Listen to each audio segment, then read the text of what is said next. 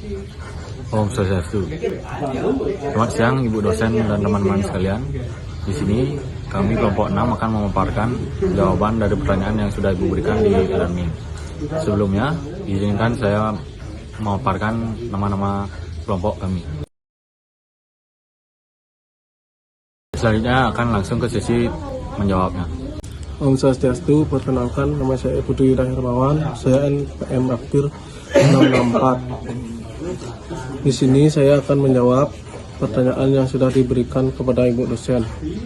Tantangan yang dihadapi perusahaan dalam mengembangkan produk baru. Mengembangkan produk baru adalah salah satu upaya paling krusial namun juga paling menentang bagi perusahaan di era modern ini. Salah satu hambatan terbesar adalah tingkat kegagalan produk yang tinggi di pasar. Banyak produk yang diluncurkan tidak berhasil mencapai target penjualan atau bahkan ditarik dari peredaran. Hal ini seringkali disebabkan oleh ketidakpastian pasar yang intern, di mana sangat sulit untuk secara akurat memprediksi bagaimana konsumen akan bereaksi terhadap inovasi atau bagaimana tren pasar yang dan tindakan pesaing akan berubah sering waktu. Selain itu, perusahaan seringkali menghadapi keterbatasan sumber daya yang signifikan, baik itu anggaran finansial yang ketat, waktu pembangunan yang terbatas, maupun ketersediaan tenaga kerja ahli. Industri yang ada juga sangat kompetitif, menyebabkan persaingan yang ketat, di mana pasar seringkali sudah jenuh dengan berbagai penawaran serupa, sehingga sulit bagi produk baru untuk menonjol. Ada pula tekanan besar terkait waktu pasar. Semakin cepat produk dapat diluncurkan, semakin besar potensi untuk mendapatkan keunggulan kompetitif, namun terburu-buru dapat mengorbankan kualitas dan fitur. Tantangan lain dengan datang dari perubahan teknologi yang cepat, yang dapat membuat produk baru cepat usang bahkan sebelum mencapai potensi penuhnya. Terakhir, perusahaan harus menavigasi sebagai regulasi dan standar kepatuhan yang ketat di berbagai yurisdiksi, menambah lapisan kompleksitas dan biaya pada seluruh proses pengembangan. Sekian dari saya ucapkan terima kasih. Perkenalkan, nama saya Iwayanena Pratama dengan NPM Akhir 646. Di sini saya akan menjawab pertanyaan dari Bu dosen. Pertanyaan yaitu struktur dan proses organisasi untuk mengawasi pengembangan produk baru. Jawaban yaitu manajer menggunakan berbagai struktur dan proses organisasi yang dirancang untuk mengawasi pengembangan produk baru secara efisien. Pendekatan yang paling umum dan efektif adalah pembentukan tim fungsional silang (cross-functional team).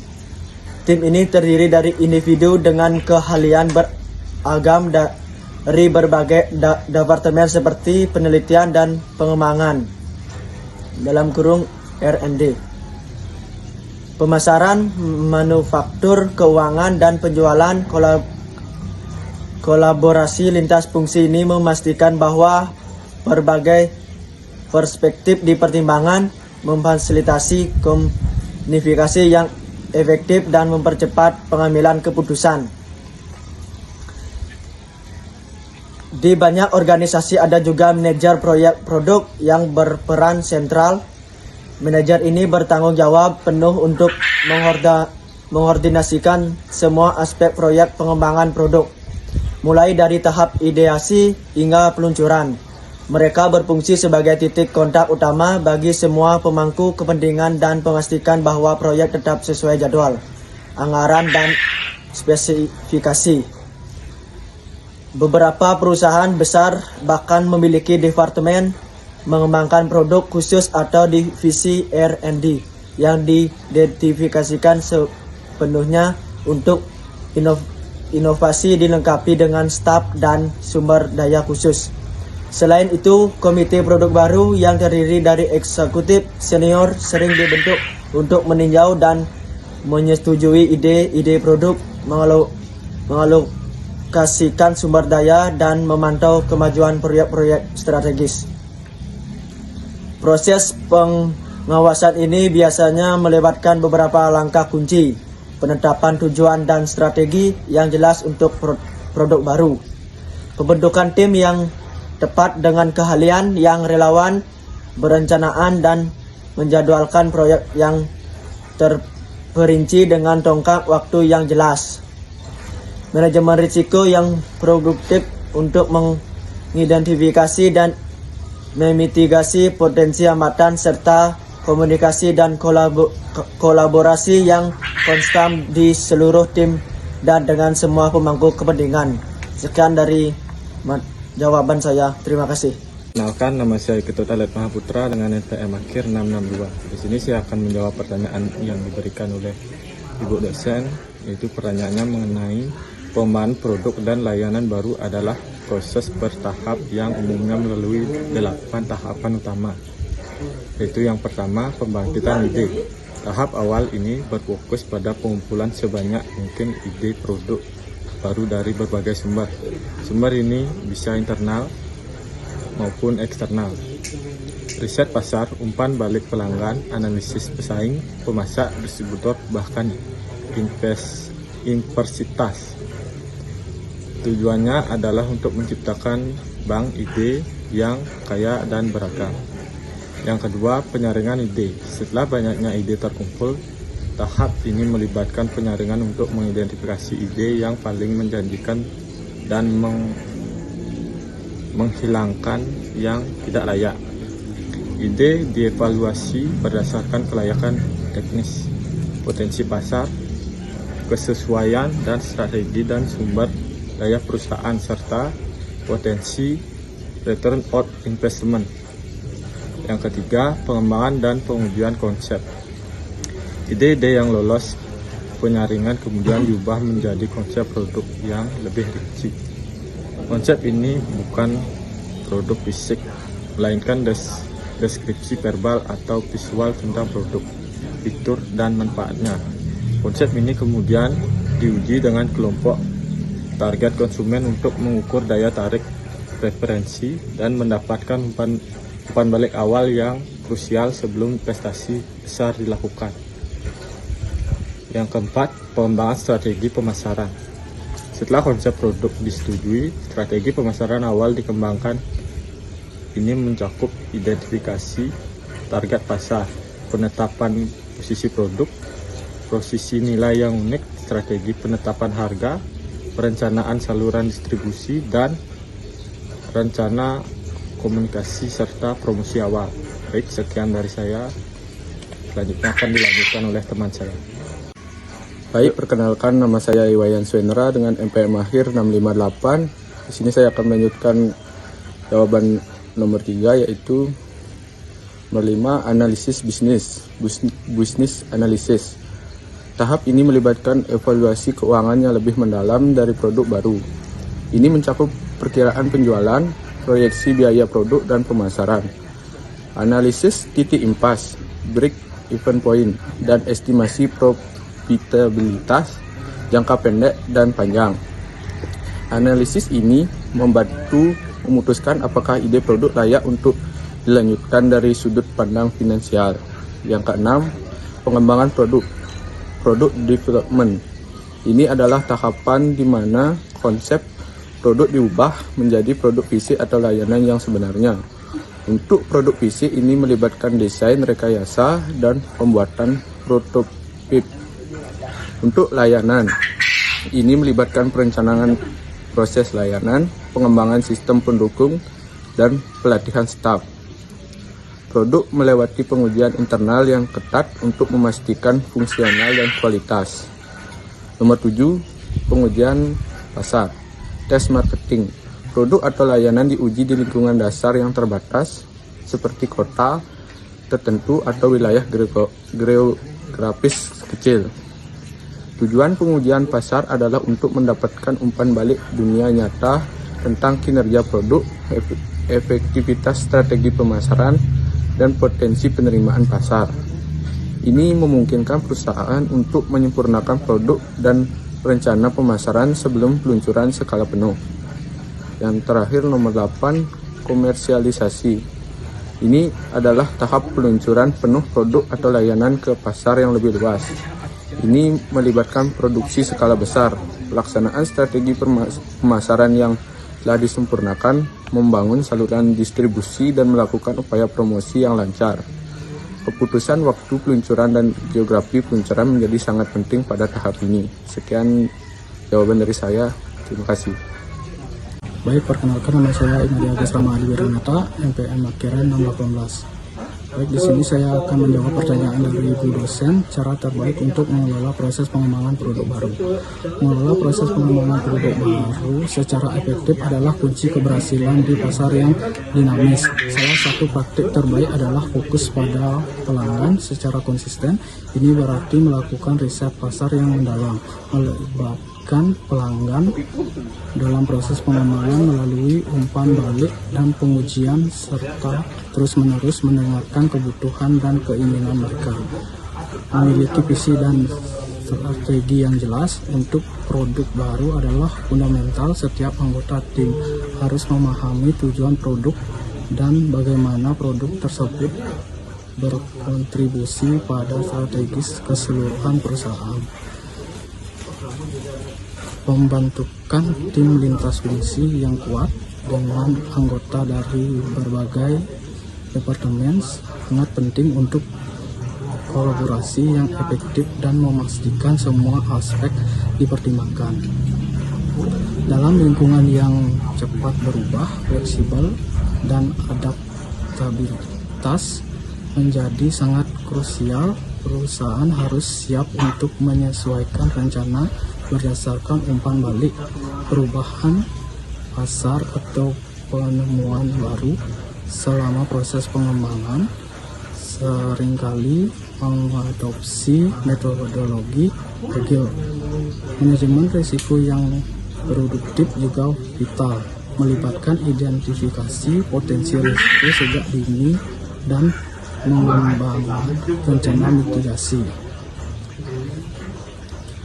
Komunikasi yang efektif harus dipastikan di seluruh tim dan dengan semua pemangku kepentingan untuk menghindari miskomunikasi dan memastikan semua orang berada di halaman yang sama.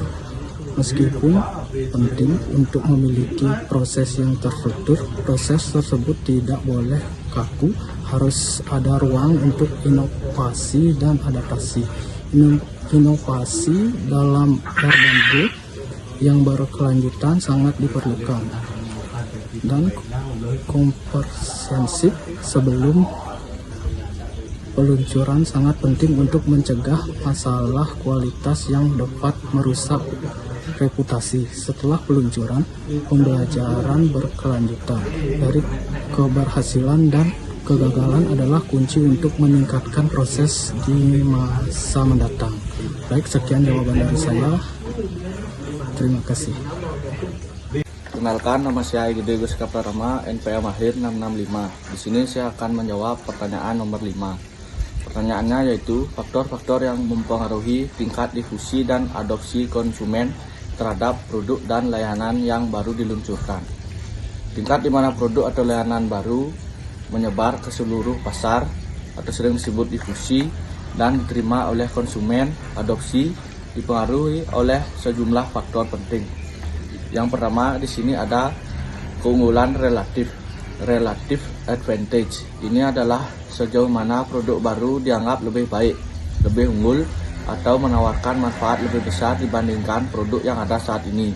Semakin besar nilai tambah yang dirasakan, misalnya lebih cepat, lebih efisien, lebih hemat biaya, lebih nyaman, semakin cepat adopsinya. Yang kedua ada kompatibilitas atau sering disebut compatibility. Sejauh mana inovasi baru konsisten dengan nilai-nilai yang ada.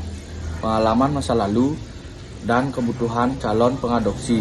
Jika produk selaras dengan gaya hidup, kebiasaan atau keyakinan konsumen, proses adopsi akan jauh lebih lancar. Yang ketiga ada kompleksitas atau complexity.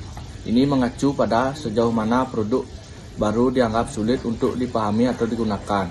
Produk yang sederhana, intuitif, dan mudah dipelajari cenderung diadopsi lebih cepat dibanding yang kompleks dan memerlukan kurva pembelajaran yang curam. Keempat, di sini ada kemampuan uji coba atau sering disebut reliability.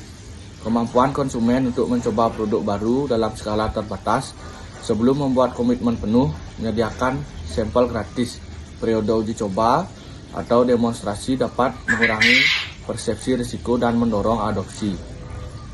Yang kelima ada kemampuan diamati atau observability. Sejauh mana hasil atau manfaat dari inovasi dapat dilihat atau dikomunikasikan kepada orang lain. Jika manfaat produk, misalnya desain yang menarik, peningkatan kinerja yang jelas, mudah diamati secara publik. Hal ini dapat mendorong orang lain untuk ikut mengadopsi. Yang keenam, saluran komunikasi atau communication channels. Efektivitas dan jangkauan saluran komunikasi yang digunakan untuk menyebar informasi tentang produk baru. Ini termasuk media massa atau iklan, berita, media sosial, dan komunikasi antar pribadi atau word of mouth. Perkenalkan, nama saya Made Gede Udi Sastra Sungaisa dengan NPM akhir 623. Di sini saya akan memberikan jawaban dari teman saya. Nomor 7. Sifat inovasi, nature of the innovation. Apakah itu inovasi radikal atau memerlukan perubahan perilaku signifikan atau incremental, peningkatan kecil dari yang sudah ada? Inovasi radikal biasanya membutuhkan waktu lebih lama untuk adopsi. Yang ke-8, karakteristik target pasar atau karakteristik of the target market, yaitu kelompok konsumen yang ditargetkan memiliki karakteristik berbeda dalam kesiapan mereka untuk mengadopsi inovasi. Model distribusi inovasi membagi mereka menjadi inovator, pengadopsi awal, mayoritas akhir, dan pecandu atau laggards. 9. Upaya pemasaran atau marketing effort. Intensitas dan efektivitas kampanye pemasaran termasuk periklanan, promosi penjualan, hubungan masyarakat, dan kegiatan branding. Secara langsung mengaruhi kesadaran minat dan adopsi produk. Yang 10 ada harga atau price, yaitu titik harga produk baru relatif terhadap nilai yang ditawarkan dan kemampuan beli target pasar. Harga yang terlalu tinggi dapat menjadi penghalang, sementara harga yang terlalu rendah dapat menimbulkan keraguan tentang kualitas.